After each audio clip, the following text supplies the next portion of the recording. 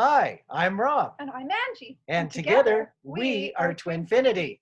We are Twin Flames, back with a very unique and exciting video.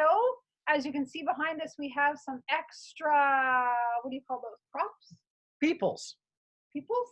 Souls with 3D condition. Okay, you're talking about them. I was talking about the heart. Oh, okay. Sure. They're more important than the hearts anyway. Yes, as you can see, we have people with us. This is our very first video that we've ever done with other people where we were the ones leading the video. We've been in other people's videos, but we have never had somebody in our videos. So this is super exciting because these are another twin flame couple in union. And I'm going to let them introduce themselves. Hi, I'm Stephany. Yay, Stephany! And I'm Tucker. Excuse my voice, it's a little scratchy. Yeah. So we had the privilege of meeting these guys in person, and we were just chatting before the video, and I already forget. Was it July? Mm-hmm. Yeah. Last summer in July. Yeah. And we had such an awesome time meeting you guys. It was like, oh my God, I can't even put words to it because it was so fun. And ever since we met you, we've been talking like, we have to have a video with you guys. And divine timing, it's just never felt like the right moment until now, being that it's not only February, but February 20th of 2020. It's like 22222. Yeah, all those twos. Twos with a zero in the end. Yeah. Yes. But we don't count the zeros. So we figured this was the most perfect time to introduce another couple and share some chats with them and with all of you guys. We had not met barely any other twin flames in union before. We have, but not on a formal basis. Maybe it was at a convention or maybe one of the workshops. But other than that, no, we hadn't. So to meet these two, it was special. It was actually a little bit nerve-wracking a bit because we didn't know what to expect. But when we got together, it was amazing. There was a spark of understanding, and we are so excited to have them on today. Yes. In fact, they created just today a word called, what did you call it? Nerve-sighted? Nerve-sighted. Yeah. So awesome. And that's a perfect word because that's how we felt meeting you guys. Most people probably feel like that meeting us, but we felt the same way meeting you. We're like, oh my God, another twin flame couple in union. This is so exciting. But it's a little bit nervous too. Yeah. So before we go into how we met in person, I thought it would be fun for you guys to share a little bit about yourselves. Share with people, maybe your journeys a little bit before you even met, how you met, what brought you together, what union has been like, and also we would love to hear some about your wedding that you just had this past October, right? Yeah, October. Yes. So I know that's a big order. I just gave you a whole pile of things to talk about. So let's start out with how did you two meet? Yeah. That was an interesting story. Yeah, it was actually October 12th, the day we got married. So Wow. You did that. in 2017, right? Yeah. It's got a 2 in it too. See that? Yeah. Whoa. So Yeah. would you like to, or do you want me to? So we met at a retreat Mhm. in Heber City in Utah. And the retreat was called Inner Child. So at the time, we were both married to other people, families and all that. And we were just at a place in our life that was not where, it just wasn't going anywhere. We were stagnant, and there wasn't much life to life, I guess. Yeah, it was very one-sided. We talked about this earlier. It was how much energy can you give and put out and not receive anything back? Yes. And it was, I don't know, it was very draining at times. Yeah. And like we call it a past life. That was our past lives. Our old life. Yeah, our old lives, like what you guys said. I like that we call ours our previous lives. Yeah. So very similar. But you don't know it when you're in it until you find that other person. And that's what was the eye-opening experience. But from day one, I don't know, there was just something. It was like a magnet. It was like a mirror. Even well, and we kept so when we met, so at this retreat we meet at a parking lot, and then they take you to where you're going to stay for the weekend. And so we met at this parking lot, and I didn't know anybody. I mean, you don't know anybody, and you don't know what's going to happen. So, I mean, you just know the people that bring you there. I mean, you went there by yourself, right? And so my friends had brought me there, and, you know, they had gone to the retreat, and they don't tell you much. They're like, well, you should go to this retreat, but I can't tell you anything about it. So you're like, sure, let's do it. Yeah. And so then we go to this parking lot, and I see this gentleman that is the loud, funny guy, right? Right. And I go, wow, I mean, I think I really connect with him, but, you know, everybody connects with the loud, funny guy because that's what their job is, is to connect with people. But, but we just kept on kind of slowly migrating together. Mm-hmm. And then when we go to the cabin, we don't sit next to each other, but while we're going through this retreat, we have breaks and stuff, we would continually inadvertently migrate to one another. And and while I was at this retreat, I'm thinking to myself, this is the last thing that I'm interested in. Like, I do not want to, because in my old life, I was a cheater, and I'm like, I don't want to do that anymore. I'm tired of cheating. I'm tired of being unhappy. So I don't want to go down that cycle. I don't want to do that anymore. And I'm not doing that anymore. But we continually kept migrating towards one another. And there was one night we had talked, and we kept saying, like, wow, your life is like the mirror to my life. Wow. So you even use the word mirror? Yeah. Before we even knew what Twin Flames was. Yeah, because we were on opposite ends. It was like a complete flip. So in our background, I was a cheater. He was cheated on. And we had a piece for each other to help understand our role in that life, and how to embrace it, accept it, and surrender to it, and to let it go. That is so cool. So it's like you each had, it's funny, I have earrings that are like, one is a key and one is a lock, and I was going to wear them tonight. Now I wish I would have, because that's funny you said that, because I gave her a key. Right? Like you each had a key and a lock for the other person. It's very true. It's very true. Help you heal. Wow, that is so beautiful. And even when I had shared my portion of the story of being the cheater, I mean, in my old life, I mean, you don't share that you're the cheater, right? Because, you know, that's shameful. You don't say that you're the cheater. You don't tell people that. And I was at the point where I said, you know what, I just want to be 100% honest. I want to be open. I want to let it go. I want to grow and move forward. And by not admitting that, I wouldn't be able to. So, you know, we had been connecting a little bit, and when I was getting, you know, ready to share that piece of me, I'm like, well, this will get him out of here. Yeah, but it was quite the opposite. Push him away. Yeah, this will push him right away. But at the end of it, he was like, I have something. I want to talk to you. I have something to share. And that is not the typical reaction. Now our dog's getting into it. Now our dog is here. Oh, that's perfect. Oh, what is your dog's name, by the way? I forgot to ask earlier. So this is Molly, but we call her Pickles or Margarita. There's all sorts of names.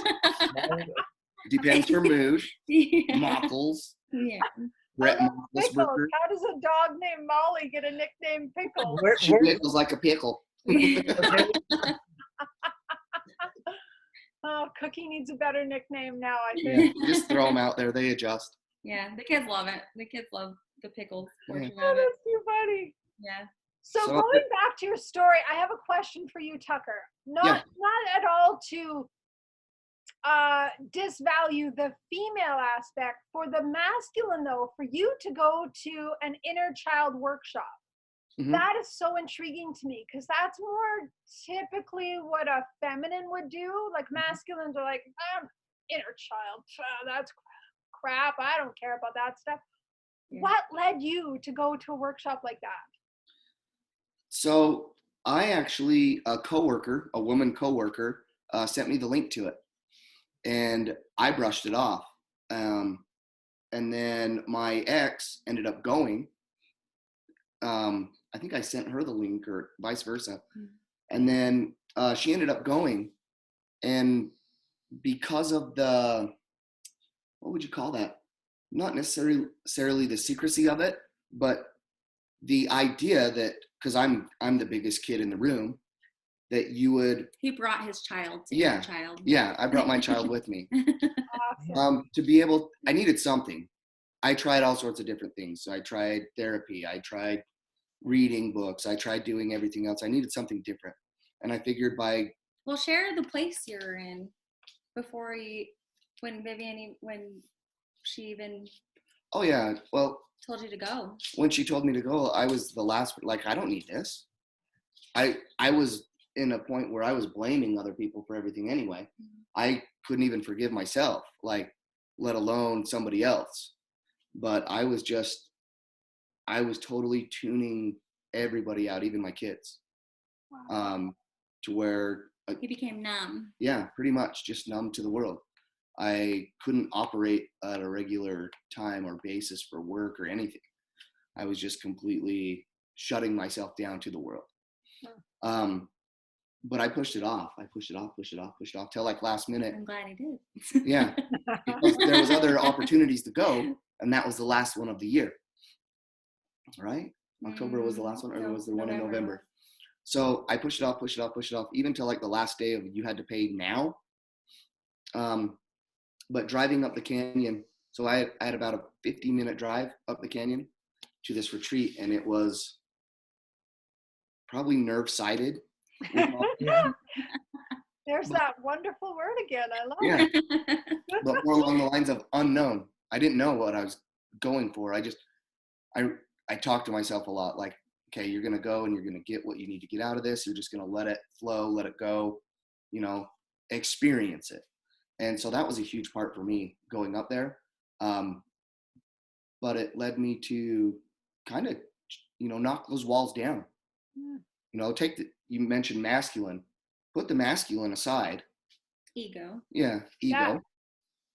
And just be able to be one with yourself, but also feel compassion towards other people. And that was the biggest thing when she was reading her story, the compassion I felt, because I'd never thought to understand or see the other side. And to hear the other side of the story I was crying. Wow. After it. So to hear that, and then that's what I was like, I need to share. Like, I think I can help you with the other side of this, because it was like a mirror. Yeah. And so much of a mirror that I look very similar to his ex-wife, and he looks very similar to my ex-husband, and they even have, so he's added to his tattoo, but they had at that time the exact same tattoo on the exact same placement of their leg, opposite leg. Yeah. Like, wow. It was. There was so many synchronicities. It was just crazy. It was insane. You couldn't ignore it. Yeah. There's too much to be able to ignore. Way too much. Yeah. So I hope that answered your question. Yeah, totally. Well, one thing that I wanted to comment on is I heard two different styles of the law of attraction working in your favor, even though you had no idea it would. Yep. Tucker had no real reason to really go to a retreat, but he kept on being drawn to it, and you decided that you were just gonna have to go, so you drove up that road. Yep. So there was a green with a draw of a magnetic connection. Stephany, here she is. She's saying, well, okay, I'm going to tell a story that's probably going to drive them away. So let's try a little bit of the negative attraction, the repulsion. And what did it do? It attracted anyway. Right. Even more so. Yeah.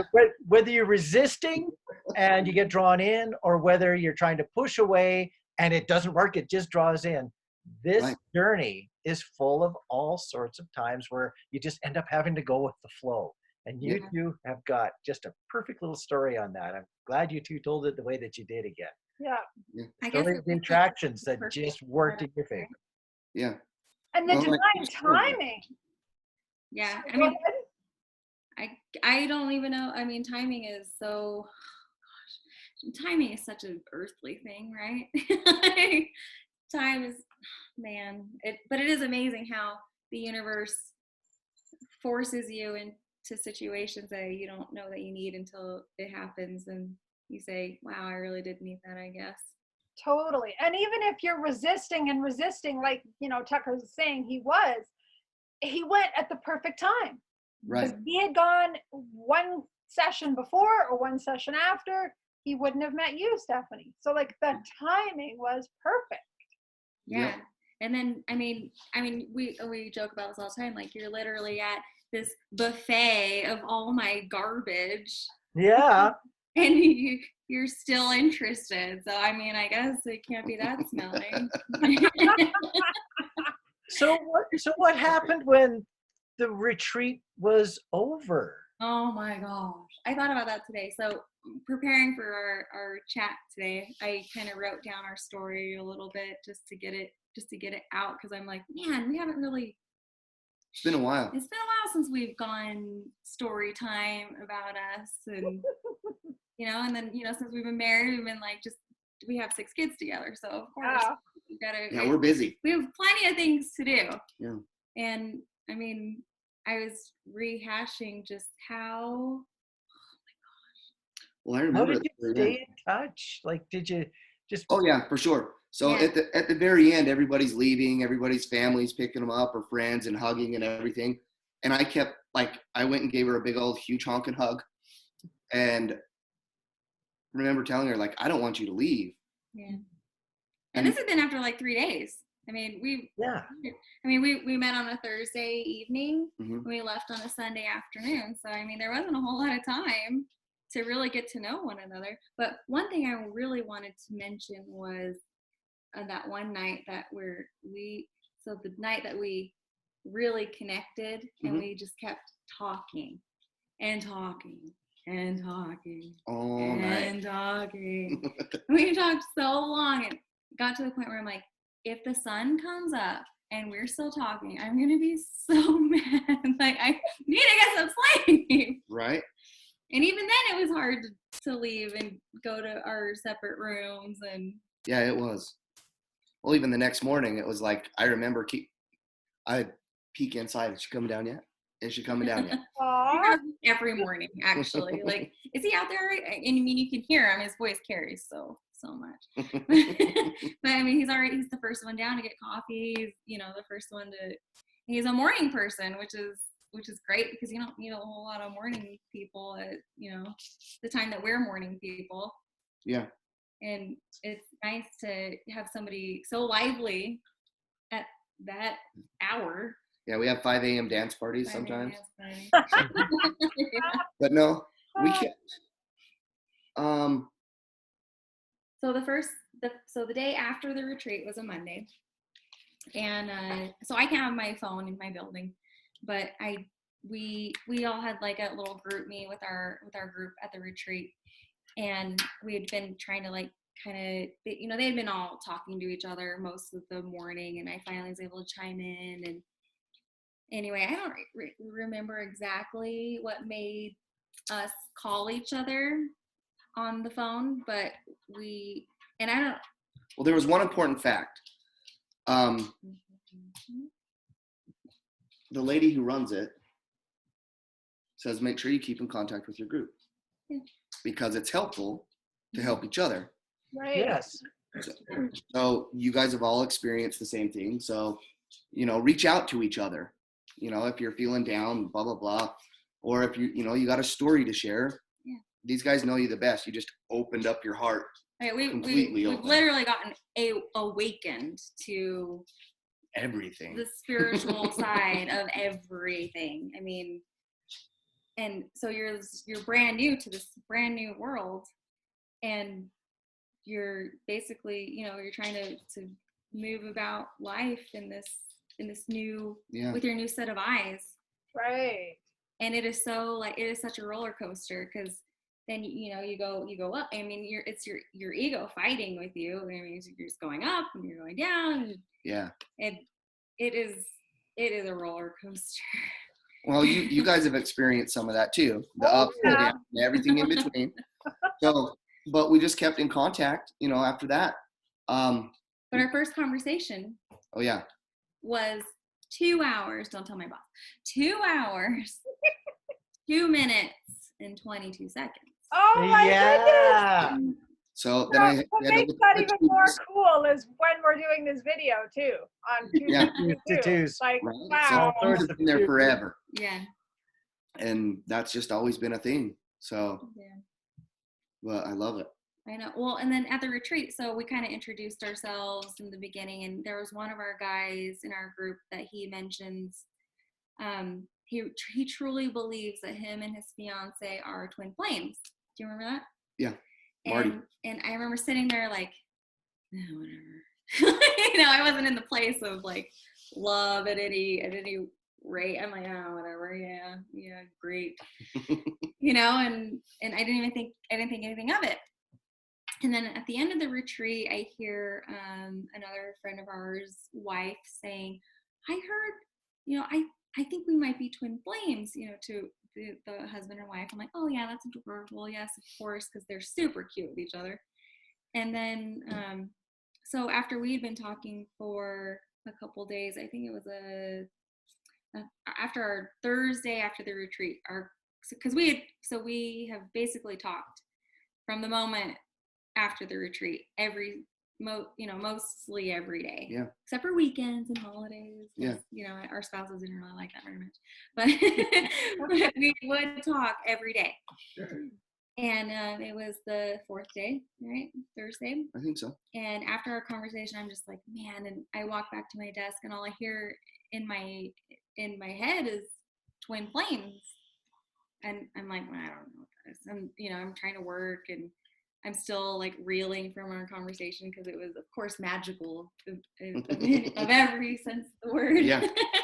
and then I keep hearing the word twin flames. And I'm like, oh, what is it? Okay. So I Google it, you know, and I start Googling it and I'm just like, my jaw is open. I'm like, my heart is racing. I can't believe the things I'm reading because it is exactly like the mirror to each other's lives and just so many, like you find recognition and it's so easy and it's just validating.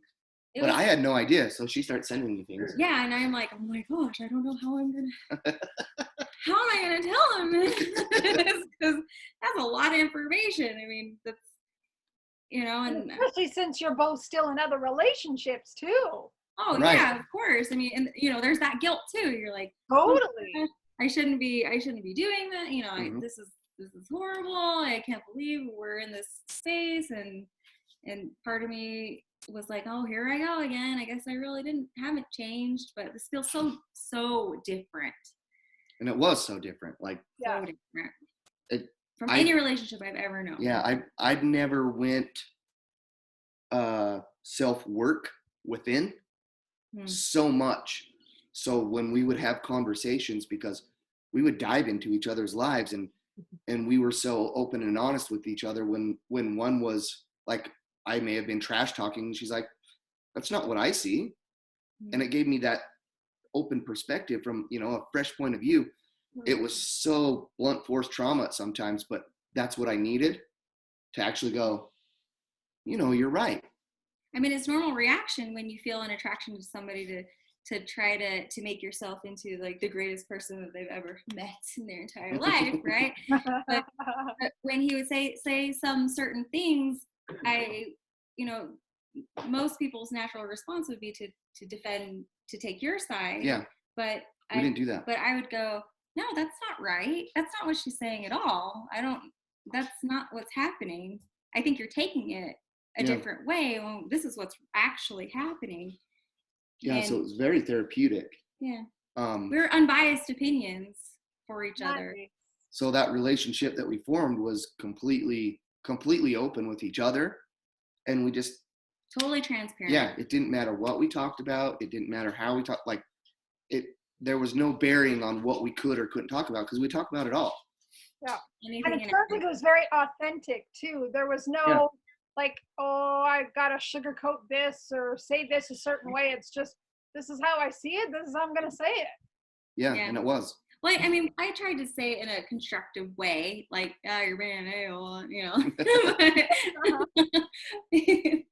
Well, I was very reactive at the time. So if anything popped up, I had to react to it instead of taking it in, seeing it, you know, for what it was worth, internalizing and working on it. I would just jump.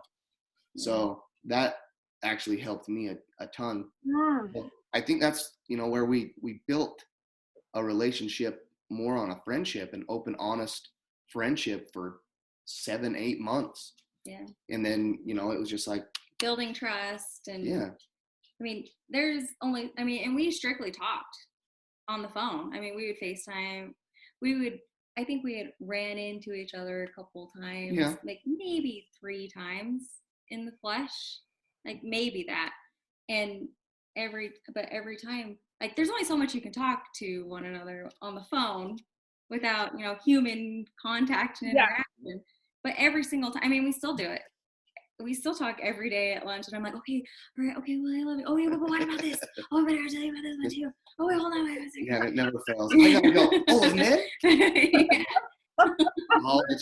All the time. It never fails. Yeah, but it's so nice to be able to just say whatever, and you know, we can go from A to Z to K to and then back to A again. Back to A again. Yeah. You know, it really sounds like you two were in a space where it was like being in a room with 1,000 mirrors. And no matter where you looked, no matter what you said, you were bouncing things off of a mirror back and forth at each other. And the thing is they didn't sound like they were foggy mirrors. It sounded like they were very clear mirrors. Every message that was sent out bounced back with a clear, accurate understanding of what was really going on. If we didn't, you know, if there was anything that was like, well, I don't know, I'm confused, or maybe, you know, we would clarify it right then. Well, we didn't really take it personally or offensive, or we didn't really take defense, because it was somebody that we trusted, somebody that we had gone through this very unique experience with, and it was okay. Yeah. Where you don't feel like they're attacking you, like they're just genuinely supporting you and loving you. Yeah, it wasn't the opposite. It wasn't belittling everything you said or degrading every little thing you said. Right. Taking away from just how you were feeling. Yeah. I mean, even just that was like, okay, maybe I'm not feeling that way. I love the days when I'm like, okay, I'm gonna be petty for a second. And then I get really petty. And he's like, whatever you need, honey. We call it the Tom Petticoat. You gotta get your Tom Petticoat on. Oh, that's cute. Everybody needs it every now and again, but we just kept talking. And then it was to the point where I think you were in one of your groups, or I can't remember how it came about, but it was like, we should tell about the time that we had to not talk for a week. Oh yeah, that was painful. Oh, I think that was a good clarification. So one of our friends that we went to the retreat with, so I had met with her for dinner, no Kit Kat, and she's like, you guys, so it was so hard to not talk to anybody about this, because even my friends, I mean, it was like exploding inside. Oh my God. It was crazy. So that's why I like took the aggression out on my journals, and I was trying so hard to figure out when I came across your guys' videos, but though your videos And I was looking at the date of your first one, and it really was like 3 days after we met. Yeah, because Yeah. our first video was in October. So Yeah.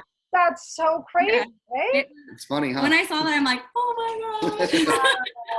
It was so, and I mean, your gut, and I felt so much when you were reading, Angie, when you were reading from your journals, I just felt so much like, oh, I wish I could be that open in my journals, because I was married to somebody, to somebody that I wasn't sure if he was going to read them or not. I wasn't sure if I could be that authentic in my journal. No kidding. And I didn't want him to read any of the things, and so I had to be extremely cryptic. I had to be like, where's my one journal? I found my first journal, and I have to show you some of Look the. at how prepared she is. Yeah. Wow, I love it. She's like a natural. Look at this handwriting. It's like very small. Wow. Oh, yeah. Like It's super hard, super fast, writing over the top of each other. very tiny handwriting. I mean, I had to be so cryptic, and I was just so in awe of how you got to be so open in your journals, but the memories that you get from your journal is like, man, you can't make that up. There's no other way. So I remember just like taking it out of this was my best friend, was my journal, because that was Totally understand that. yeah. Well, I had friends that, I could be honest with, but, I had just barely, a few months prior had, severed a fairly traumatic, incident. And I didn't want to have to tell my friends again about another person, Right. And then they'd be like, I've told you 100 times that you need to move on from your relationship. I didn't want to have to do that. So I meet this amazing person, and I'm like, man, this is so sacred to me. I am not going to share this with anybody. So I had to take it out of my journals, and anyway, so I finally muster up some courage to share it with our friend in our group. And she's very supportive, but she says, you have to figure it out. You have to get to a place where, either you guys just try it, like just stop talking for like 2 weeks and then see how that goes, and maybe you'll be able to make up your mind. And I'm like, okay. Yeah. She's We gotta very stop for 2 minutes. yeah, she's very matter of fact too. Kit Kat. She's straight So to the point. Just right there. Yeah. So even when she's telling me this, I'm like, oh, okay. Like, I guess we can try that. He compromised with a week. He's like, okay, maybe like a week. I'm like, no, 2 weeks should be good. He's like, no, let's do like a week. I'm like, all right, let's do a week. Yeah, so you had that incident. Within the same day, I'm over there at our office. I call it the FU couch now. It's no longer there because I hated that couch from that day forward. I was sitting on the couch. I was looking at a picture, and I was over there like smirking and smiling. Uh-huh. And the secretary's like, what are you looking at? I'm like, oh, just a picture. And she's like, you never smile like that. What is that? And I showed her the picture of Stephany, and she's like, that's why you're smiling. But she like got after me. Yeah. So then we have this conversation that, okay, maybe we need to stop. Yeah. And I remember I was just sitting down like in the gas station. I would always drive to a safe place, right? Truck meetings, we call them. But so Yeah. I drove to a place where I could talk on the phone. That's kind of like what we hashed out is, okay, we need to stop, blah, blah, blah. And it was heartbreaking. I was crying in the parking lot. I had to drive back to the house. I didn't want to come inside. It was terrible. And I think that's what was, a big validation for me is it was more than just talking on the phone and just friends, which there's nothing wrong with that. And I'm glad we went that route because we have to me, that built the firmest foundation ever. But it shook my world. And I was like a robot. I died a very large, small death inside. I had no outlet. I had just lost this really deep, intense, very unique connection and we're not talking. And can I get used to this? can I go back to my old life, and can I just do what I had been doing for the last 10 years of a marriage? Can I do that? And yeah, I couldn't. I didn't last. I ended up texting her. I'm like he driving did, down the like on canyon, Wednesday. listening to a song, and I'm just like tears pouring. Oh. And I think it was just like a wavy hi emoji. Yeah, it was like on a Wednesday. So like we stopped talking on a Monday. It was like a Wednesday that you peeked in for a second, and then on Friday it was like, I think Friday at lunch we're like, oh my gosh, all this has happened. It's just, it was impossible to stay away, and you could just feel like the weight of everything, just kind of like, come on, get back here. And It's funny, even as you're talking about it, I can feel it. Like I'm almost sitting here Yeah. in tears, just feeling the angst and the anguish you guys must have felt for like just days, not even a week you lasted. But we know the feeling. We know what it's like when you're like, no way to communicate, and it kills you. Yeah, I couldn't take it anymore. I'm like, yeah. But there comes there was a point in time when we were like, okay, maybe we do need to like try working it out with our ex-spouses. I mean, we had a lot at stake. I mean, he has 4 kids. I have 2 kids. I mean, my daughter has autism. I mean, we had both been married for 10 plus years. Yeah. But that was the cool part. We were willing, and I was okay with it. As long as she was happy, I was okay with that. Yeah. I mean, that sucks for me, but I was okay. If she was happy, I was happy. Yeah. And there was a lot of times when, I had to have that conversation with myself because I didn't know which way this was going to go. But well, we wanted us and our spouses to be friends. We wanted everybody to be friends. Yeah, we tried that. That was a genuine, like, we really are friends. And, we went through a unique experience together, and, that shouldn't be hindering to any of our relationships. But, this is what it is. This is my new best friend. So, Yeah, they weren't having it. They didn't like that very much. No, probably not. No. Before we get into that whole thing, I want to just go back. Stephany, when you found out about twin flames, when you were like getting that in your head and you finally researched it, what was it like when you told Tucker? I was so nervous because, I mean, we had just barely met. So no kidding, right? I mean, I'm sure I would probably sound like a crazy, like, stage 10 clinger. This lady is psycho, like all the things are running through my mind. But I mean, I know we had even talked about in that first week, like our connection. We have a unique connection, and there's just something about being like, we have to talk to each other. Like, it's not even like an option. It's like breathing. We have to breathe. We have to speak to one another. Yeah. And so I was so compelled to share. I mean, I think I just sent you a link on a Friday. I remember you were driving down to Sand Hall. I think so. And I sent you the link on a Friday. I was at work, and I don't really think I got much of a response because he was busy with driving and kids and trailers. But she later, I remember her telling me, she was so nervous. I'm like shaking, and I totally know the feeling. And that's when I was like, why? But so when I finally got down there, it was kind of the same experience. I finally got a minute to myself and was able to start reading through some of that info. But it didn't scare me because it was like, this makes sense.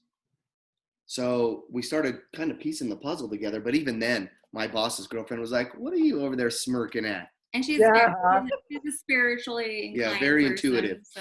So she's like, But even the stars of that night, like everything, it seems like, and we still experience that, everything works out. Yeah. Even when we went to Banff, because of you two. Yeah. This is why we went. This is why we went to Banff. But even parking and going to the places, everything just fell into place. And it still does that today. Like you said, you just go with the flow. Mm-hmm. And it just, I don't know, it's so amazing sometimes. It's like, how can you not be thankful? I mean, there is not enough research that you can do to really experience the true force of union. Yeah. I mean, there's nothing that you can read in the black and white that explains. Now I'm gonna cry. Oh. So she researched a lot, and then because I remember her sending me your videos, and I couldn't watch them here. I would go to the office early in the morning and watch them there before all the guys came in, and it was just an experience to see you guys talking about it openly, to be able to express that, and me to be able to go, oh, I feel that, I know that.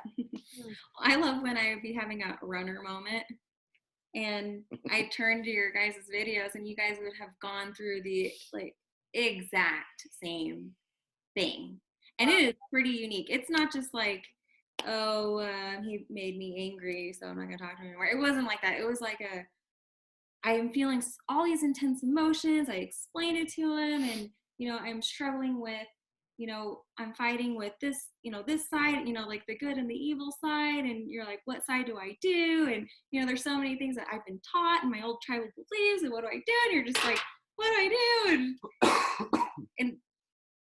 And every time it was like the exact same thing that you guys are talking about. And at the end of the day, even in your video when you're like, well, we were broken up, but you're still together, so you're doing together. so it means more that there is light at the end of the tunnel, and you're like, man, this is a very strange thing that is occurring, and it really is the runner and chaser thing. Like, it is so real.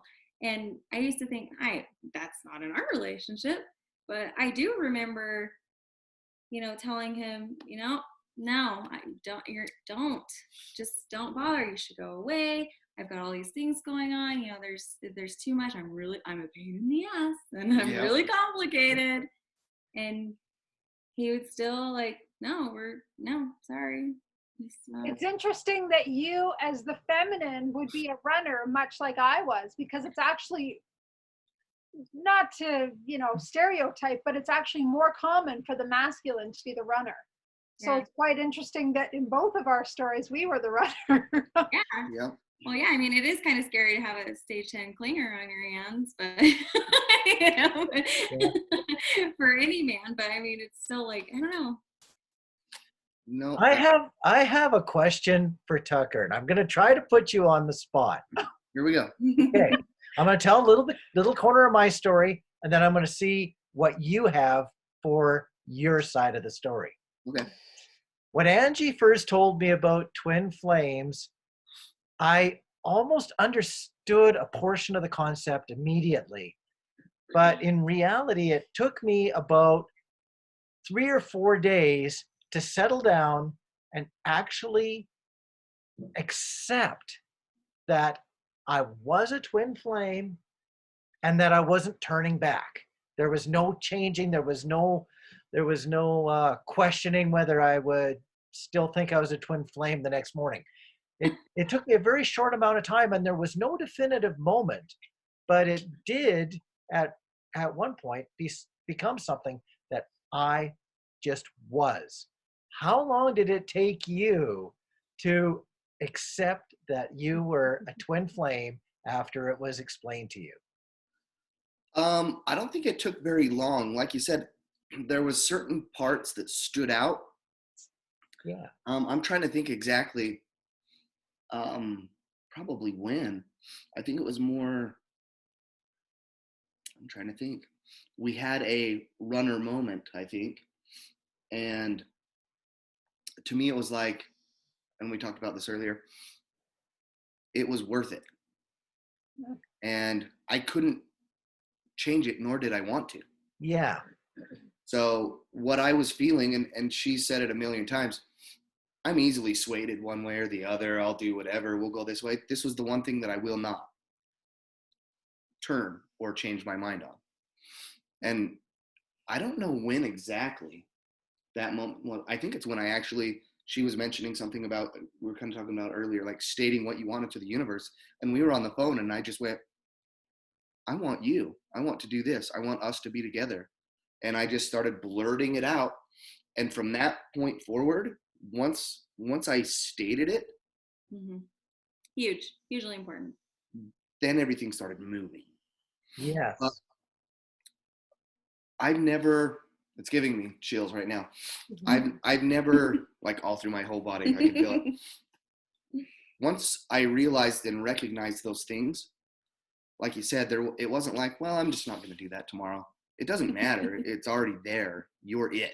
Yes. You're already into the matrix. Yeah. Oh, yeah. Those things that are there, you can't just turn off. And that's kind of where I recognize with the runner and the chaser. It was just like, we just plowed up my boss's truck in a field and she's telling me, I'm not worth it. Just go away. And my heart's racing. You know, we were like in a crash. And I'm like, it'll be okay. Don't you worry about it. Come to find out later. I didn't really understand the magnitude of this accident that I had until later. But. So I don't think there was it wasn't like an aha light bulb. It was a growing, but once it was like lightning. Yes. Yeah. You don't know when the switch is turned on, but when it's on, there's no going back. Yeah. So hopefully that answered your question. It really did. Yeah, there's no, you can't turn it off. Mm-mm. So even if you tried, like if I tried to shut it down and ignore it, the universe won't let you. No. There's It so does many not signs and allow symbols. you to. I mean, I remember watching Angie's video of her telling about how she's trying to forget about Rob, and she comes across a truck with his name on it. Yeah. Yeah, stuff like that would happen all the time. All the twos would show up. All all these little reminders. Or the song on the radio would come on, and you're just like, really, right now. Yeah, everything possible. The universe is like screaming at you, this is your person, pay attention. Yeah. Yep, so much so. So what happened for you guys, Tucker, when you were having that conversation with Stephany and you finally said, I want you? What happened after that? How did your relationships then, like, how did you guys move forward to finally be together?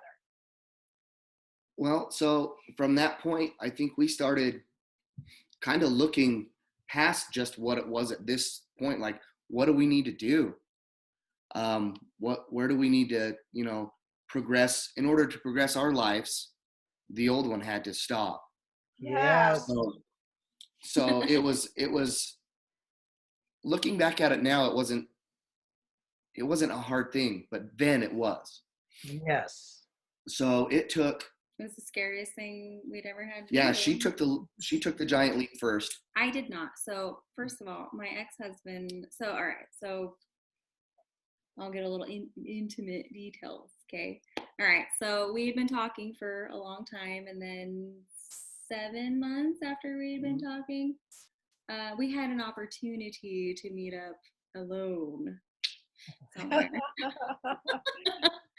So we did. Ta-da! Magic. Yeah, and shortly after that. And then welcome to the twin flame world. Right? Best intentions possible, but man, that damn magnet. It is. You is a force to be reckoned with. Yeah. I'll tell you. And my ex did somehow find out. I don't know how. I'm sure the universe sent him a memo. I have no idea. And anyway, and we had already been in talks of divorcing back in January. I mean, this was May. Yeah. This so happened. It had been a long time. Yeah. So in January, I mean, we talked about divorce, and we had been emotionally divorced for a couple of years already. Anyway, and I mean, it is no excuse. I completely own it, and it probably wasn't the best. I mean, it doesn't matter the vehicle that you use to get there, as long as you get there, right? I mean, it's not the best. But regardless, when he did come to confronting our situation, and he basically said, so when are you, what are you doing? Are you going to move out or what? And I said, and my parents just so happened to move into a new house, like the weekend after. Fully finished basement, everything. I mean, I called my mom that day, and and I hadn't been very close with my mom for a while, and I actually, in March of that year, I had a really intense meditation where I got to a place of complete forgiveness and understanding and compassion for her. And it was amazing. And it was exactly what needed to happen, so that when this did occur, I called her and I said, hey, I visited her a couple weeks ago, and they were still like remodeling and stuff. And I call her and I said, hey, you got my room ready? And she's like, are you serious? I said, yep, I'm going to be moving out. She said, yep, I got a bed for you and everything. Come on over. Yep. So I don't know. It was that weekend that I packed my things up and moved in with my parents. It was Mother's Day weekend actually. And that's the amazing thing of this journey, is we are always supported, even if we don't do things right. I mean, Right. Yeah. if you've watched our journey, we didn't do things right either. Not necessarily right. Definitely all not. those earthly requirements. I mean, Yes. So then But she moved back to that. still always supporting us and helping us. So like for the opportunity to come when it did, for your mom's place to be open and for her to be open to it, and for you and her to come to a place of working through your connection and the forgiveness, like again, it's just so divine. Yeah. Well, now their relationship is awesome too, Wow. which is amazing. You would never know that they hadn't talked for so long. oh yeah, I did not like that. I did not like her for very Nice. Yeah. So it was just awesome, but that helped build that bond too. And that's the thing that's really cool about this is, I wish you had that quote that you just text to me, about making yourself better, because it radiates out to everyone else. And that's one thing that we noticed too. Like, I don't know if it's our energy or what, but the most random people would walk up and talk to us, or Yes. strange things all the time. I loved it. But Yeah. it was awesome. So after you moved out, how long was it? June? It was June, yeah. So from May and then June, I separated, and then divorced in November. So I guess I always say it took a little bit of time. To some people, that might be a severe fast track. I mean, a lot of people's divorces take a lot longer. So, but that's just what we needed to do, and it all worked out. Actually, it was 11/21 was when my divorce was finalized. Yeah. So we round up to 11/22 sometimes. Yeah. So, but after that, we were living in separate houses in separate areas. Like an hour apart. We live an hour.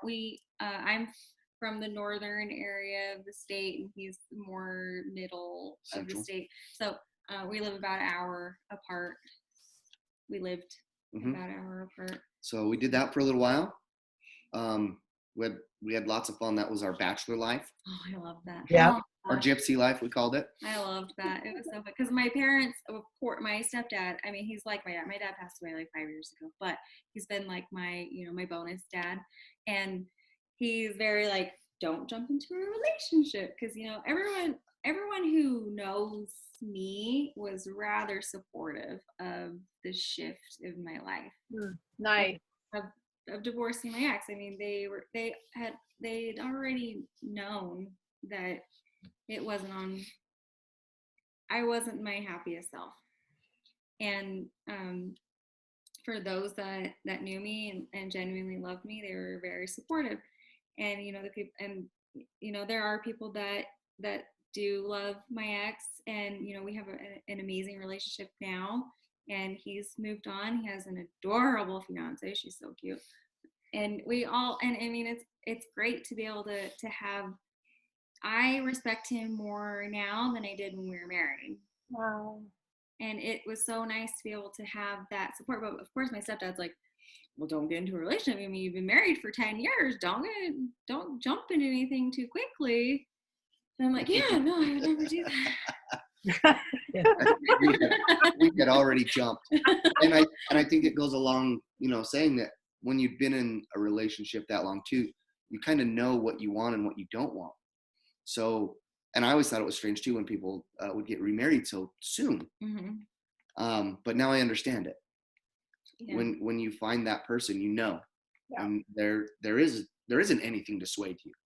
So, but it was fun to be dating secretly, so our parents didn't get mad and our kids didn't find out. I mean, we still got to have that that dating part of our lives, where we'd run to St. George, which is a really great area to go in this state because it's not nearly as cold as where we live. I mean, it's not in comparison to where you guys live at all. Awesome energy there too. I love St. George.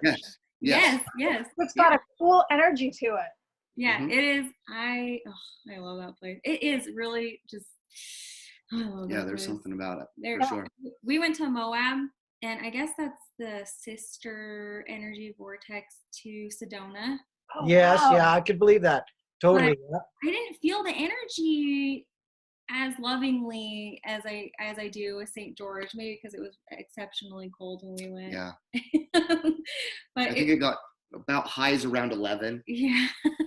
So and there's more snow than where we live. Yeah, we went down there for a nice warm vacation. Yeah. Yeah, no, maybe not. Turned out that way. Yeah. So but I love St. George so much. Yeah. And that's where we would get away to, because his boss had a rental house down there with a pool in the backyard and a hot tub, and we'd run away there on our non-kid weekends and just get to know one another. Yeah, we had a lot of fun. Listening to your story, I've been thinking about all the other twins that are not together, that are thinking about the divine timing of how things work. And a comment that I want to make, without encouraging everybody to go jumping off all the ships that they're on right now and just throwing all caution to the wind, is when the opportunity comes along to make the change in your life, to honor your truth, to step towards a relationship that you know is right. In other words, either a soulmate or a twin flame relationship. When those doors start to open, you don't get the feeling that even though you're blowing up your life, that you're taking a step backwards. You actually feel like you're still stepping forward, but you're stepping forward into your truth.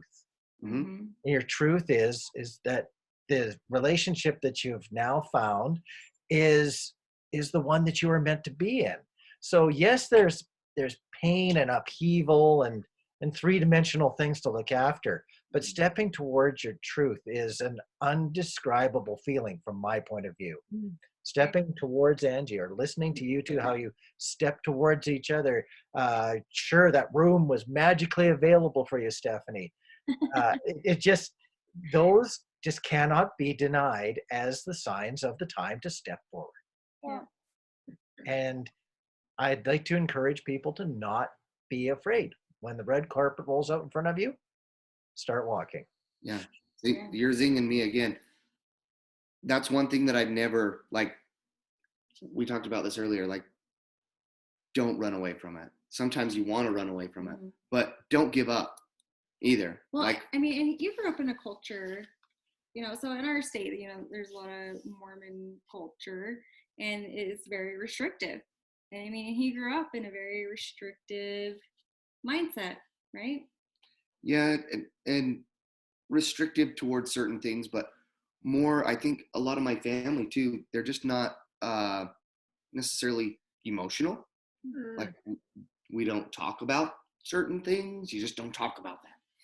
But there's a lot of stuff too that it's just frowned upon or looked down on. Very, what's the word? Not domesticated. Very, I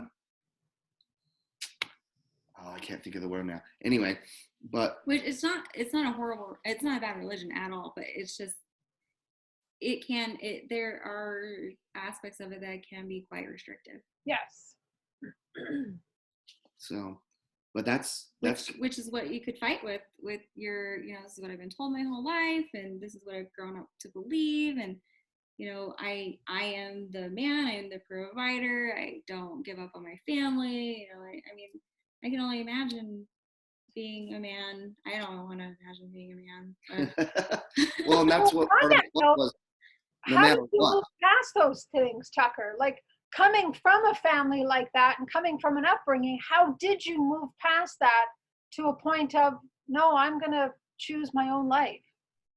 So I've always kind of been the outsider, I guess, that kind of chose that. But a lot of books, a lot of help, a lot of us talking. Well, I think the huge shift was finding out about the cheating thing. Yeah, so that probably shook me to the core, but made me realize that I don't have to be in a relationship just to be in the relationship, to say I'm in it. And a marriage shouldn't be this hard. It shouldn't be fighting tooth and nail. I should want to go home. Right. So when you first met her, you weren't in the church mindset. So a lot of it, I was sculpted or shaped or molded into somebody I wasn't. So I did a lot of that for a lot of my life. But I mean, you still chose to. Yeah, and I'm not saying it that it was necessarily in a bad way, but I was always doing it for somebody else. I wasn't doing it for myself. Yeah. So finally, I think that was the awakening for that, but I didn't know what to do with it. I didn't know where to go. I didn't know what. He just rearranged his entire life for the last 14 years. Yeah. Lived a life that he thought was what, he thought that was the equation to happiness.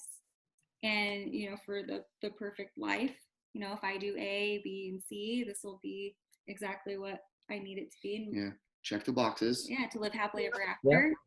Yeah. And yet there's so much gray area that nobody really takes into account of how complicated it really is. There was just a lot missing too. And there was a lot of questions and a lot of this and a lot of that. But I think what it finally boiled down to was I wanted to be happy for myself. And I think that was kind of the first stepping stones. I didn't go the right direction at first. I tried all different avenues, all different things. And that's part of the growth though, right? Like it's the trial and error, but yet you still broke the template. The old template of this is the way a relationship should be. This is who I'm supposed to be. I'm supposed to please my family. You broke all of that. Yeah. Even now we're doing that. We keep, I don't know, growing. We keep stepping out of those bounds because restrictive is such a hard word for me because I don't feel like we're necessarily restricted on what we can and can't do. It's just which way we want to go with it. And we usually go the different route. Yeah. There's so many options. Yeah. There's so many, little spider webs to follow throughout this life and the next and everything else. It's just amazing to me that now it's almost like I have that option. I have that opportunity to choose, to grow, to do this, to do that. And I think that was the biggest part of this relationship was I chose to be in this relationship. And I still choose to be in this relationship. Every day. So it's not like, well, I'm just here because of the kids or I'm here because of that. I went through all that. I still try to break up with them sometimes. It doesn't hurt. I'm going to go way off on a far side tangent, and I might have to do my own video later on this because it's been on my mind. But you two I just have to interrupt you for a minute. While you go off on your tangent, I got to go off and get a plug for our computer. I was so excited to connect with you guys. I forgot all of our checkpoints and our rules. The dog hasn't been let out. I didn't plug the computer in. So now we're at 23% battery. So I got to go record. Go grab it. Yeah. Okay. I'll be back. Okay. So I can wing this on my own. Yeah.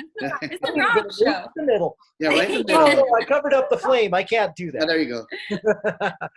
So for whatever reason, I've really been dwelling a lot lately on the thought of first generation twins and second generation twins. Angie and I, having started way back in 97, and of course there's other twins that started way back in 77, we consider ourselves to be first generation twins. And our relationships, most of them started with getting together, blowing up, having a big long separation, and then finally getting back together to have a more harmonious understanding and common purpose union. You two got your start in 2017. Yeah. You would be what's considered to be a second generation twin. And the word template is what triggered this whole thing. The older templates for people who've started their relationships, their twin flame relationships, let's say before 2012, yeah, that's how those relationships went. You folks being part of the next generation or the second wave of twins, you don't have to go through all this big separation as an example of one of many portions of the template that us first generation people did. And it's fascinating, absolutely fascinating to me to watch, let's say you two as second generation twins, as there gets to be more and more of you, you're going to be able to communicate amongst more of the second generation twins. And as much as you'll look back at the first generation and have your levels of respect for what we did, you'll be writing the next set of templates that the third generation of twins will say, well, we don't even have to go through the same style of struggles that the second generation. You don't even have to Google anything. The third generation will come along, and that'll be fascinating for you folks to watch, and hopefully I'm still around to watch it too, because it could take a few years for that to happen. But it's interesting and exciting to watch how the second generation, as much as there still is pain and suffering along the way and big decisions to be made, how you can step so much further in a shorter amount of time than what Angie and I were able to do. It's fascinating. Totally. I remember being in Arizona. I went and visited my friend in Arizona, and I think we'd kissed for like the second time, maybe. And I remember talking to him on the phone. I'm like, don't make me wait 20 years. Don't string me along for 20 years. Yeah, but I mean, I'm very thankful for technology, because without the ability to research the topic and to find all these different resources and even just like the inner work books and resources that you can find on, because I mean, Andy says it every time, to find your twin, go within. And it is 100% so true, because you can't, if you're not whole and complete within yourself first, you're not ready for a twin. Totally. Yeah, and I think that, you might have hit it right there with technology and being able to research it and dive into it. But also, if we wouldn't have went to that retreat, I don't think either of us would have been at that place. Yeah. No, it's true. And so I think and maybe that's part of it now, with the information and people willing to help or help guide you along, or, push you in a general direction now, where maybe that wasn't as much available back last week. Yeah. When Angie was doing research, there was very little information to be found on the internet. Well, now, I can imagine information all over the place, and it's really allowing people to connect the dots of who they are, where they want to go, and what there is to learn, to connect those dots way, way faster. Yeah. Technology is so important in this journey now. It is. Well, and I don't know how you guys did it, being away from each other that long. Like, I don't know. I probably would have shut down. I would have been numb for a long time. Yep. Yeah. So that struggle to me, and you had to go through it though. Yeah.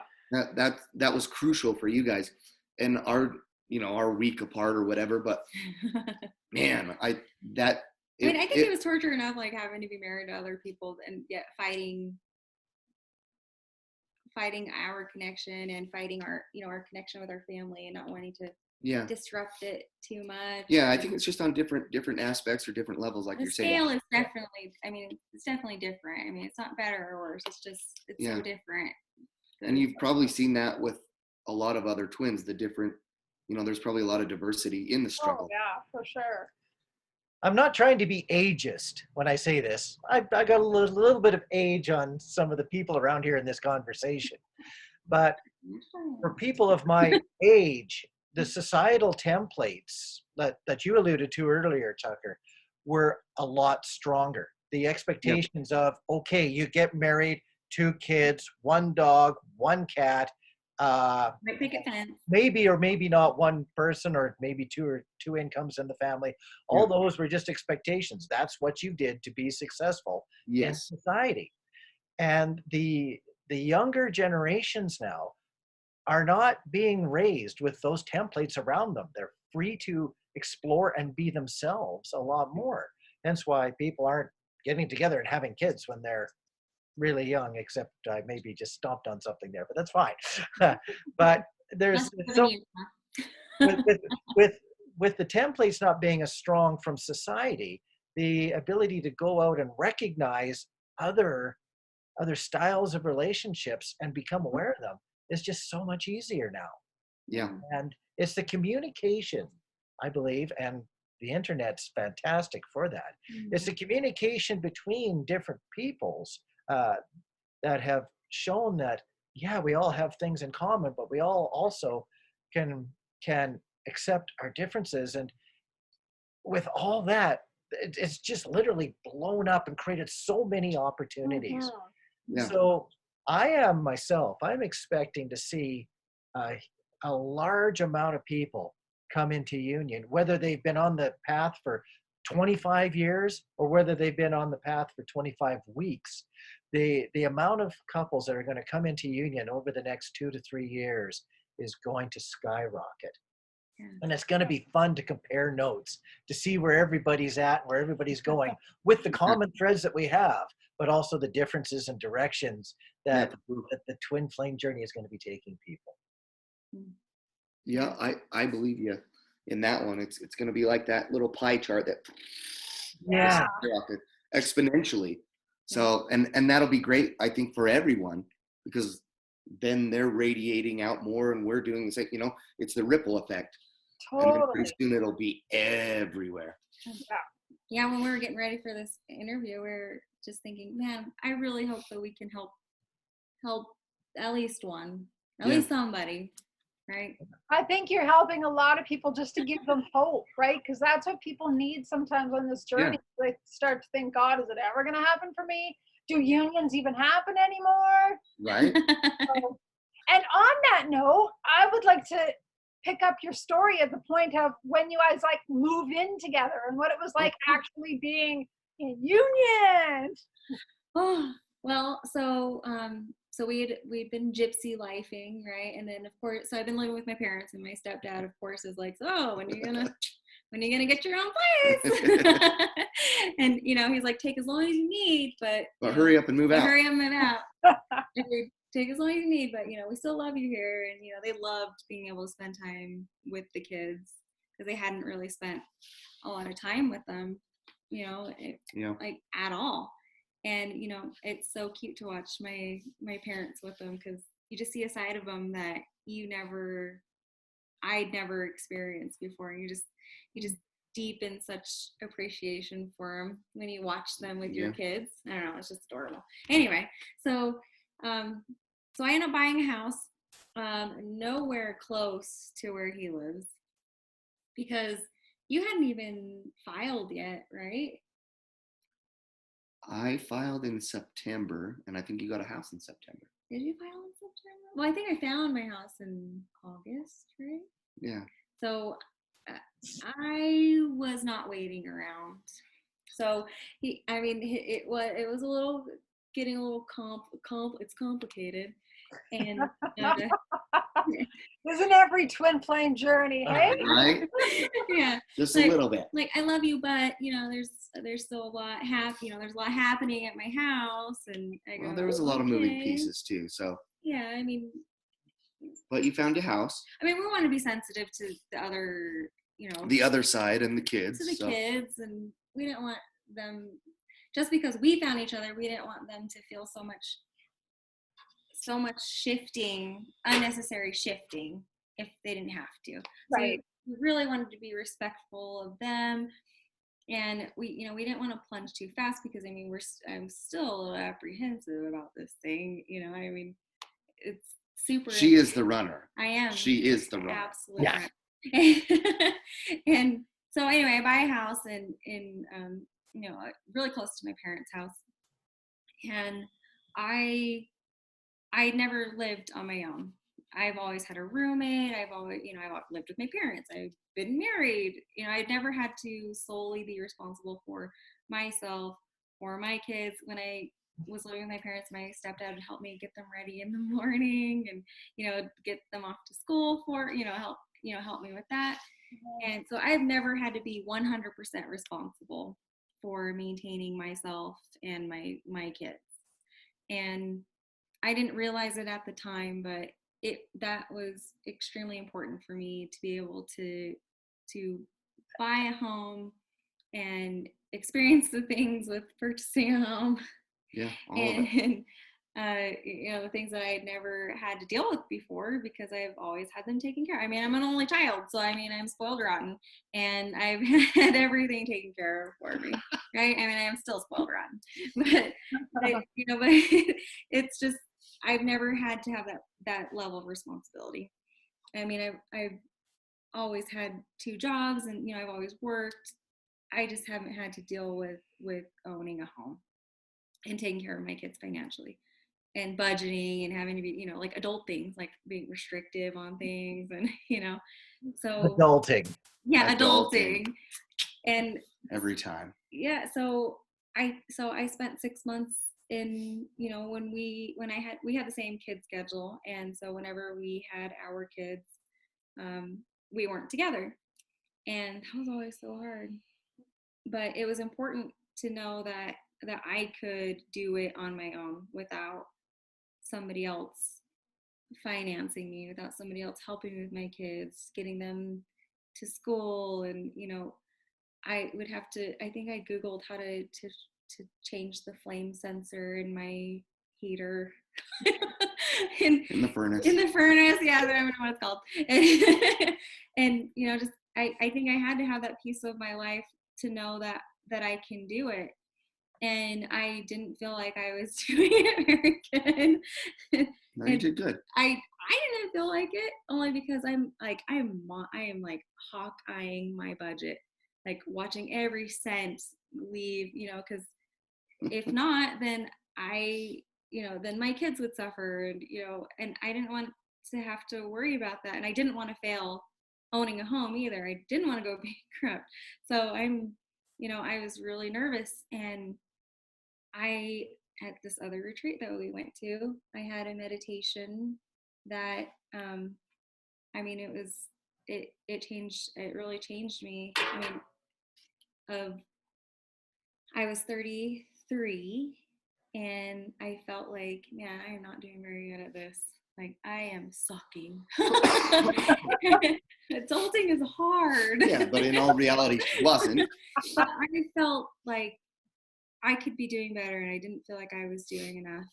And I had a meditation, and my dad was there, and I had a visual of him when he had me, and he was 33, and he tells me, "You think you're not doing a very good job? My life just began when I had you." And he's like, and here you are with your career, and you own a home, and you have 2 kids, and you're doing it. And I go, wow, okay, I guess. All right, fine. I guess it's a thing. Well, you were doing it. And I think that was really important for you, just to know, to give you that confidence that you could do that. You could make a choice. You could decide what you wanted to do and go for it. Yeah. So my huge thing was I didn't want to have to depend on somebody else. And even though we were in a relationship. That's not what she says. She says, I don't need no man. I don't need no man. Oh, funny. Well, I didn't want to have to depend on somebody else. I mean, I've always had somebody to rescue me. My dad had rescued me, and then, you know, my ex had rescued me, my family. I mean, I've always been able to be taken care of. And I really wanted to take this new job in my life seriously. I really wanted to do a good job. Even I've never had to do it. And even though I didn't feel like I was doing a good job, it was very validating to hear that, you know what, you're doing it, girl. It's happening. Yeah. So, and then, but it was not, I mean, it was nice to have, when we wouldn't have kids, then he'd always come up to me, you know, to my house, and we would keep connecting. Yeah, I don't know, it was just a fun learning experience. There's times the gas was off because of a leak and it was freezing, or, you know, perfecting our French press coffee methods and cooking breakfast, getting ready. But what was the coolest part was so in my house so at my house there's an accessory dwelling that's not even attached, so we call it the studio, and I was practicing Reiki out of it. So I had a few clients that I would do Reiki on them, and that was my healing house, and that was such a fun experience. But I feel like I got too focused on, or I got a little discouraged because I got really focused on, I want to do this as a business. I want to quit my job and I want to do this as a business. And, you know, how much can I get if I'm helping people at the same time? And I really wish I could I really wish I could have been at a space where that wasn't a focus, because, you know, I was still trying to survive and trying to balance that. But I really wish that wouldn't have been a focus, because I mean, I don't think anybody that got a session for me got anything less than, but I didn't want that in the back of my mind, or to be my motivator for wanting to do it. I wanted to do it because I wanted to help heal the world, and I wanted to help people heal. And I mean, and he has always been so supportive of that and wanting me to do it. And even now he's still like, I haven't done Reiki in a while, but he's still like, hey, you should do that again. And well, she's good at it. It flows through her. It's even on the phone, she did it was like a past life, an accidental session, but it was really cool. But we went up and back and forth at the house all the time. Yeah. To where finally, we introduced the kids slowly, but it seemed like, and to them it was probably fast now looking back, but they still did really well. Well, I remember at first we would get really frustrated, like, why are they so more excited? You know, of course, we're so excited, so how come they're excited? And I had to say to him, it came to a point where I'm like, well, you know, we've been working on this relationship for 9-10 months already, a year. Yeah. You know, they're just learning about this relationship. Yeah. So you have to give them a little bit of space and some patience to get there. Yeah. So we did that for like 6 months. Yeah, about 6 months. And then I can't even remember what we were saying. I was so sick of not seeing him on our kid days. Yeah. I was, because we'd be on for 2 days, and then for 2 days no kids, and then 3 days we'd have no kids, you know, and then and it was so hard the days apart. That was like, and the whole time we're texting each other anyway. So I mean, how much quality time can you be giving your kids if you're texting each other the entire time? It's true. And it finally got to a point where, I mean, you're like, and my friend just so happened to need a place to move into. So she's like, hey, if you move, I'll rent it from your you. house. The universe supporting you once again. Right, exactly. So that perfect timing, everything about it. So she moves down here, and then everything else, we've had ups and downs with the kids. There's been some struggles. The ones we thought that would be the easiest were the hardest. Mhm. The ones that we thought would be the hardest have been the easiest. But it's just been a work in progress. But now, I mean, We're in a good place right now. yeah, Everybody's in a good place. yeah, they run crazy. They have fun with each other. It's awesome. Yeah. Nice. Ultimately, it always seems that the kids have a little more resilience overall than what the Yeah. parents do. They do. The parents worry about so much, and the kids they tend to, sure, they go through their struggles too, but they tend to get through it faster than us Mhm. people that overthink it too much. Yep. I think our thing was that love is so obvious between us that it has to be a little bit more encouraging than the life that they were living. Yeah, definitely. And they feel it, right? Well, they do. Yeah, there's a huge know. change. Oh, they're completely disgusted by But now if you ask them, like if it ever comes up, well, would you like to go back to that? And they'll tell you no, Yeah. because it was probably really, the tension and everything Yeah. for them was probably it was just bad.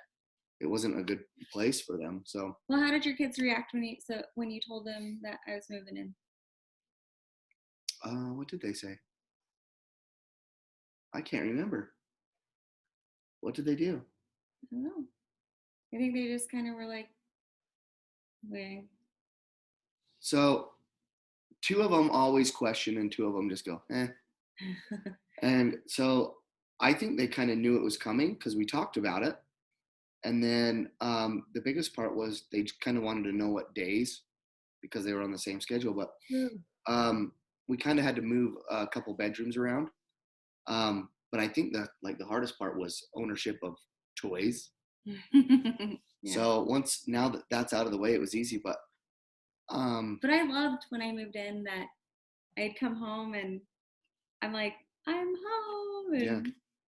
he still welcomes me home every day, and he still sends me off for the day, and he has to throw up every time that I go to leave because he doesn't. Oh, I'm sorry. That's another story. We do that. We understand. We kind of do that too. When one of the other of us is going to work, it's like, bye, hug, have a good day. It's totally not right if we don't have a morning send off and then an evening get back together. Oh yeah, she let me sleep in one time. I was furious. He's so mad at me. You're leaving? I missed all my morning time. Yes. It was a bad deal. He likes to be up and we chat, and when I get ready for the day, and he likes to hang out with me and give me my lemon water and make me coffee or breakfast or whatever it is, or he makes my lunch for me every day. And I mean, it's been, it's so, I commute an hour in the morning, and then depends on traffic on the way home, and it's an hour home, sometimes 2 hours if it snows. It took me 3 hours to get to work last week. It can be really, really horrendous. So it's very, he is very good at supporting me in that commute because he knows that I chose to commute. And I don't have to do anything. He does the laundry, he vacuums the floor, he does the dishes. And that was probably a good learning experience. You talked about yours, living in your house and getting your own house. Mine was, learning to do all the things of the house. Because before I would just, that stereotype, come home from work, blah, blah, blah. But we had been doing it for a while before. Yeah, but I know that if I don't do it, that takes away from our time once you get home. Yeah. So if I sit around and wait, so if I get home from work and there's dishes to do or something like that, it's not that it's a chore to me. It's like, if I get this done, this will give me more time later. So it's an investment. It is, and it's a motivator. It's huge. So, but that's because we don't have much quality time. So when we do have it, we fully take advantage of it. Yeah. So, and that's been a huge thing for us too, because we're never not together. So even if it's something dumb, we're like those magnets. Yeah. We have to sleep with our, at least, even if we're not like this. I think we talked about that. We still have like a foot touching, intertwine. We have like we always have to be that skin contact. And we talked about our summer sheet versus our winter sheet. Yes, I wanted to go there. I totally wanted to go there. So for the people that are watching, when we got to actually meet you two in person finally, so they came to Banff. Now, just share why did you come to Banff? How did that all happen, first of all? So I remember watching these weird people's videos one time. Uh-huh. And Weird people? Is that what you mean? These ones. Yeah. Oh, no. Takes one to know one. Right. And I remember watching your video. I think it was your first video where you're in front of the Banff Hotel. Oh, yeah. By Tower, is it Tower Falls? Oh yes, Banff Springs Hotel. Yeah, that was my very first video. Yeah, that was her introduction as to who she was. Yes, before the journey. Yes. And I remember you talking about this place called Banff, and I'm like, I have never heard of this. I don't know what is this? This is, I don't know why it triggered me. I'm like, what is this? It just kept on. And so what was hilarious is, so I had sent you some of their videos, and I love this part. So a guy he used to work with, he calls me and he's like, oh, we should go to this guy, Greg is his name. Yeah, this guy I work with, his brother's getting married in this place, and I looked it up and it looks amazing. It's absolutely amazing. It's Banff. And I'm like, what? I'm like, have you watched, because we're on the phone, I'm like, have you watched the videos? And he's like, oh, no, not yet. I'm like, that's the Twinners' place. That's the place. That's the place. I don't know what else to say. That's the place. And we were just both like, oh my gosh, that is so, like, that's so crazy. Yeah. It just, and that lined up too. So yeah, and then last year January, I don't even know what made me want for us to go. So that's when we booked our tickets, was last year in January, and I'm like having I'm sweating, panic attack. She's like, now I can't even break up with you until after Banff. He's like, this commitment thing isn't working. Like, this is a big commitment. I don't know if I can do this, and it's kind of a big deal. We hadn't been living together yet, and so I mean, it was just like, it was a scary. It was a committed trip that we were going on together, international too. I mean, it was a big deal, and and I'm just like, yeah. And he's just like, if you don't book it, we won't go. So book it. Really? Book it. Yeah.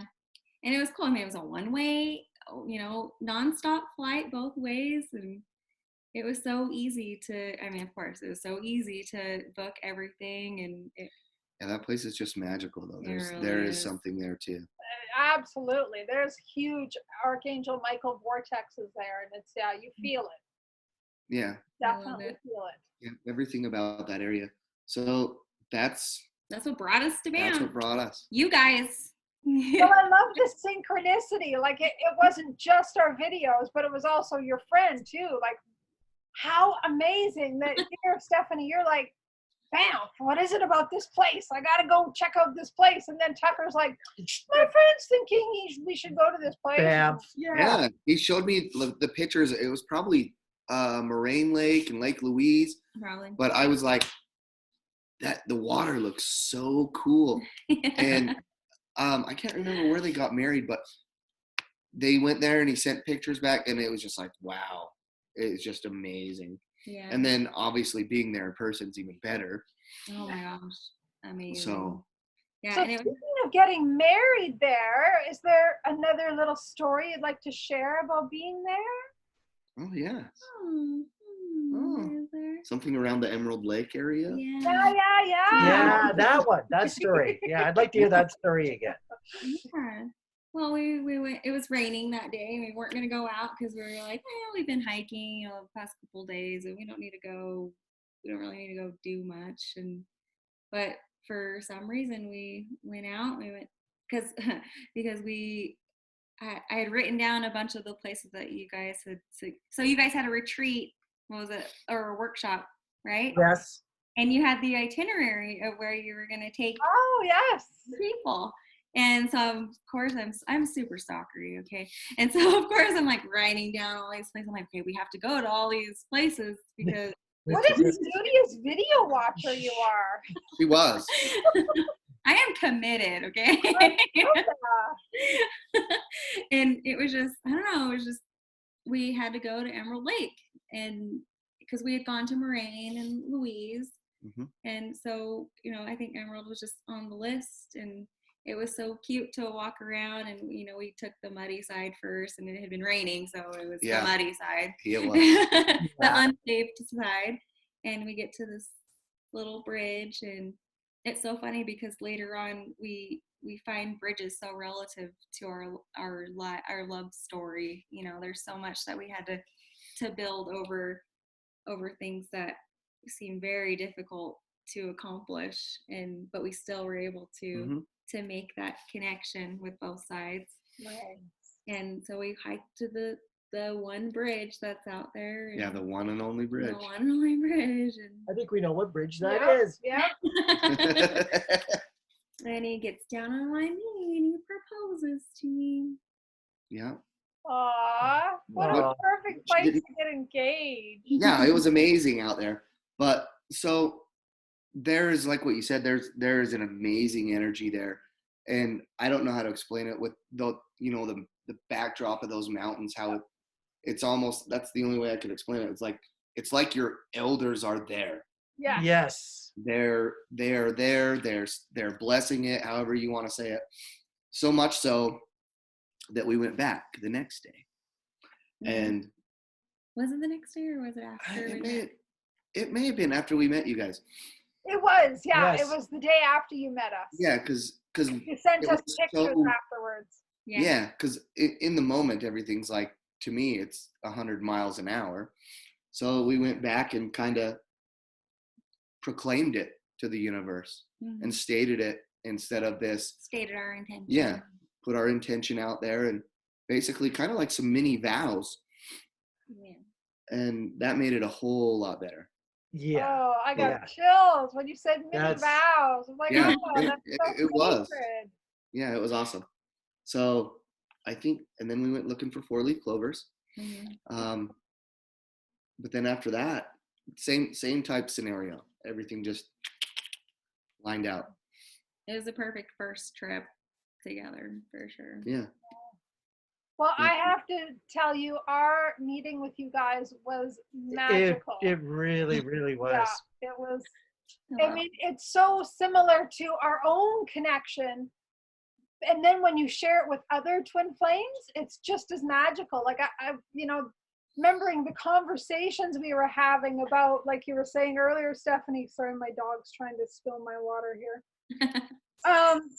About like winter sheets and summer sheets. Like we just talked endlessly about everything and anything, and we have so much in common. I mean, it was hilarious. Do you remember how we like tangented? We'd have to go back to a conversation because we hadn't finished it, but we had gone on to something else. I mean, it was just crazy. Yeah. Yeah. I think Rob had to pull us back a couple times. Yeah. We go way out of the circle, then come back. We're like way beyond what we were even talking about. We're all before I completely lost track of where things were, I think I did have to do that. Yeah. But even at that point. Sorry, go ahead. When you guys, because we were standing there, and when you guys came around the corner, it was like, yay, look, there they are. And it was very fangirl type moment at the time, because it was like, there they are. So it was really cool to see you in person, but like you could feel your guys' energy too. Yeah. When you guys, and then that our whole lunch, dinner, you guys taking us up to your special places. Yeah. I mean, Yeah. all of that was just, I mean, we closed down the restaurant pretty much. yeah, Right? Yes, we did. I mean, It I was think awesome. that waitress came by about 100 different times. Like, are you guys done yet, or what? Are you And gonna it, eat? and it or- rained on us, and I Yeah. remember there's like water. Like my back was soaked, and I just Dripping. didn't even care because we were like so engulfed in our conversation. Yeah. And then we got the Double rainbow, rainbow out of the which deal. was just, could it be more perfect? And And then we called that a twin rainbow, of course. I love that. Yeah. And then, like we were sharing with you guys earlier, when we were driving home after we finally said goodbye to you guys, which was like Oh, impossible that was to hard. do. Right? We didn't keep track, but I think we said goodbye a half a dozen times. Oh yeah, and one more thing. Yes. And then one more. And then, we were wait, then like- you know this? Oh, let me tell you about this. Like what I was saying, like we were literally like this, like, no, don't leave. It was, the door was open. Oh, wait, and then one more. Yeah. But it's just like being with your twin flame, right? Being with other twin flame couples is the same as being with your twin flame. Like Yeah. endless conversation. You can talk about anything and everything, and you just don't want to stop. Yeah. But then on our drive home, we saw a double heart cloud, and it was just like it sealed the Oh. deal. I mean, it was just Yeah. a double rainbow, two twins in union, a double cloud. I mean, it was just like, could this be any more magical? Like seriously, Mm. it was amazing meeting you guys in person, and we're so glad we're getting to connect with you again. Yes. Yeah, we feel the same. It's like once, I know you mentioned about doing a video earlier, but then once she's like, hey, they want to do it again. It was like, yes, please. Yes, let's do it. Yes, for sure. Now, it took us a while to get our act together, but you know what? That good old divine timing. It was meant to be now. And I didn't even connect the dots till you guys were sharing your story. I totally forgot that 222 is your number. Yes. We're doing this video on 2222. So you get an extra videos or an extra number. And so this is meant to be your day, your number, your video. Yeah, it's perfect. Yeah. Optimistic once again. Yeah. It always has things lined up. Yeah. So So magical. to wrap up, I just wanted to ask you guys, if you were to give encouragement, inspiration, something to those struggling on the journey, what would you tell them? Well, definitely find your twin. Go within. I can't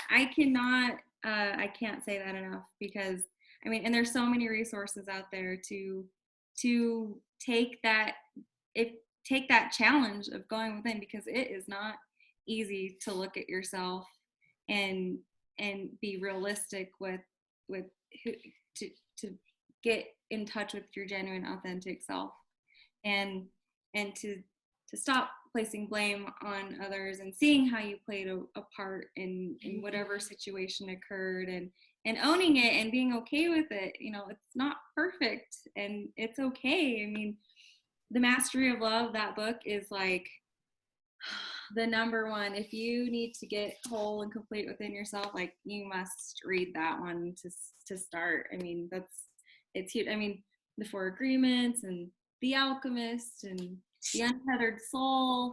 Yeah, what was the other ones? Many Lives, Many Many Masters. Lives, Many Masters. There's a whole Yeah. bunch. I think that's the biggest thing to me, and well, for all of us, is you have to be whole within yourself to be able to hear and follow. Yeah.